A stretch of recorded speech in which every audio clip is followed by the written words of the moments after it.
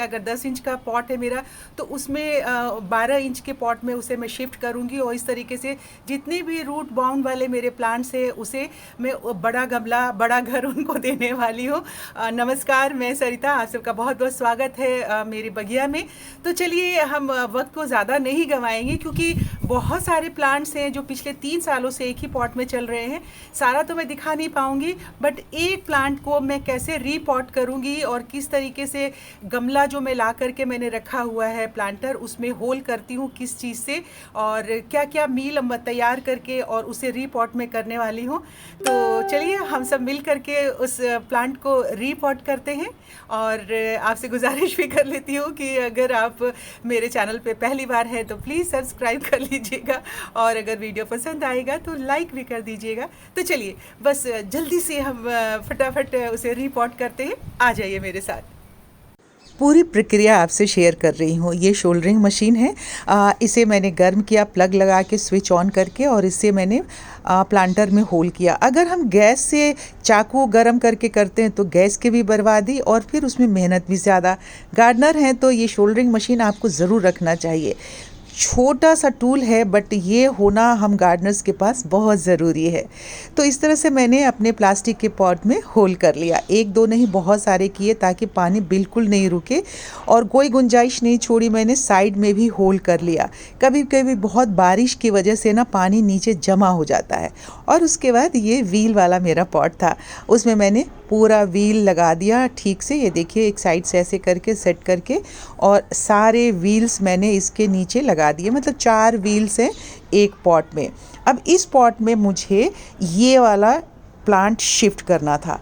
अब प्लांट अगर कोई भी शिफ्ट करना हो ना तो उसे 1-2 दिन पहले हम पानी देना छोड़ देते हैं ताकि थोड़ी सी मिट्टी ड्राई हो जाए और उसे शिफ्ट करने में आसानी हो। आप देख सकते हैं। और सबसे बड़ा चैलेंज था कि ये इतनी बड़ी बेल वाला प्लांट था जिसे रस्सियों से मैंने ऊपर की तरफ बांधा हुआ था बिल्कुल। तो इस प्लांट को मैं कहीं और शिफ्ट नहीं कर सकती थी और मुझे अकेले ही इसे शिफ्ट करना था। सबसे पहले मैंने इस प्लांटर को, जो मेरा 10 इंच का प्लांटर था, इसे मैंने स्टैंड पे रखा था। स्टैंड से निकाला और आपको ये मैं साइज़ दिखा रही हूँ। तो स्टैंड निकाल करके सबसे पहले मैंने हटा दिया। अब उसके बाद ये वाला पॉट मैंने जो तैयार किया है इसमें इसे शिफ्ट करना था। अब ये देखिए कि ऊपर कितने रूट्स आ गए थे। मैंने खुरपी ली और पहले ऊपर की मिट्टी को मैंने ढीला किया। चूँकि ये ड्राई मिट्टी थी तो ऊपर की मिट्टी जल्दी ढीली हो गई। और ये देखिए, छोटे छोटे जो वेंस वाले रूट्स होते हैं वो बाहर आ रहे थे। अब इसे मैंने थोड़ा सा साइड से पहले टैप कर लिया खुरकी के पीछे वाले पोर्शन से, जो पकड़ने वाला हैंडल होता है उससे, और फिर प्रेशर लगाना शुरू किया। और ये निकल नहीं रहा है। देखिए, इतनी मेहनत के बाद, इतना ताकत लगाने के बाद ये निकल आया। क्या हाल हो रहा है। रूट्स देख रहे हैं आप कितनी बुरी तरीके से। 3 साल से ये प्लांट इसी पॉट में था। और जब मैंने, काश मैं वीडियो की कटिंग दिखा पाती कि बहुत छोटा सा प्लांट मैंने 3, साढ़े 3, 4 इंच का ये प्लांट लगाया था। अब मैंने वाइट वाले पॉट में, जिसमें शिफ्ट करना था, नीचे करीब 2 इंच मैंने मिट्टी डाल दी ताकि जब ये रूट्स जाए अंदर तो अच्छे से उसको मूव करने के लिए जगह मिल जाए। अब ये पूरा का पूरा मैं उसे शिफ्ट तो नहीं कर सकती थी, तो इसे मैंने हाफ नीचे से कट किया। बिल्कुल ये न्यू जो गार्डनर्स होते हैं ना, जिन्हें ये सब शिफ्टिंग रीपॉट वगैरह की आदत नहीं होती है, उन्हें ध्यान से देखना चाहिए और डरना भी बिल्कुल नहीं चाहिए। ये देखिए, जब आप साइड से मिट्टी काटना शुरू करते हैं तो रूट्स अपने आप निकल आते हैं, और ये रूट्स अगर टूटते भी हैं ना, वेंस वाले टाइप के, तो इससे ज़्यादा घबराने की ज़रूरत नहीं होती है। अब इस तरह से करके मैंने आधा ऊपर से नीचे से मिट्टी निकाल दी, और उसके बाद जो रूट्स बच गए थे उसे भी बड़े प्यार से धीरे धीरे कट कर दिया, इसके हेयर कट की तरह, ताकि एकदम इक्वल हो जाए। और फिर इसे जब हम पॉट में डालें तो आराम से वो अपनी जगह ले और फिर से अपनी बढ़वार को आगे की तरफ बढ़ाए। तो देखिए, मैंने इतना बिल्कुल 1/3 ऊपर से पॉट से नीचे कट कर दिया। और ये देखिए, नीचे देख रहे हैं, सिर्फ एक प्लांट से इतने सारे इसके जो रूट्स हैं वो निकले हैं, जो यूज़लेस थे। और इसकी वजह से इस साल मेरे प्लांट ने फूल बहुत कम दिया था, और तब मुझे समझ में आया कि मुझे रीपॉट करना ही होगा इस प्लांट को। अब मैंने उस प्लांट को इसमें डाल दिया, और डालने के बाद मैंने बहुत अच्छे से ऊपर भी जो वेंस रूट्स थे ना, उसे भी मैंने अच्छे से खुरपी से निकाल दिया, और मिट्टी जो थी वो साइड में मैंने कर दिया।